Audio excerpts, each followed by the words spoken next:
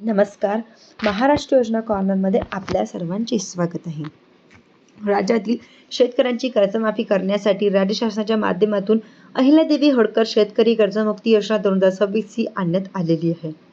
योजनेअंतर्गत आता कर्जदार शेतकरी जे थकीत आहेत, ज्यांच्यासाठी कर्ज नियमित आहेत, अशा शेतकऱ्यांना आता बँकांकडून अल्प मुदतीची पीक कर्ज घेतलेली आहे.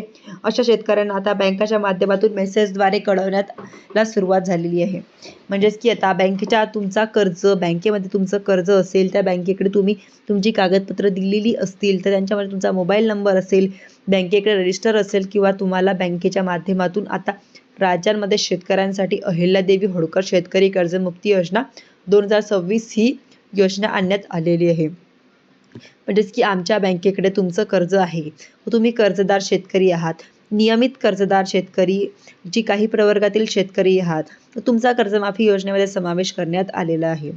अशा अधिक माहितीसाठी म्हणजे तुमचं कर्ज खातं NP आहे का, तुमचं कर्ज खातं थकीत आहे का, OTS योजना घ्यावी लागणार आहे व तुम्ही नियमित कर्जदार आहात का, किंवा तुम्ही 2 लाखाच्या खालील आतील कर्जमाफीसाठी पात्र आहात, ही सर्व काही माहिती जाणून घेण्यासाठी तुमच्या शाखेशी संपर्क करा.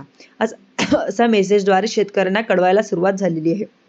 जेणेकरून या कर्जमाफीचा अंतर्गत जे काही शेतकरी आहेत, या शेतकऱ्यांना आता जर फार्मर ID द्यायचा असेल, तर शेतकऱ्यांना जर आधारशी माहिती द्यायची असेल किंवा शेतकऱ्यांना OTS योजना किंवा शेतकऱ्यांना इतर काही कर्जाच्या रिलेटेड काम करायचे असतील, तर ते बँकेच्या माध्यमातून पार पडली जाणार आहे.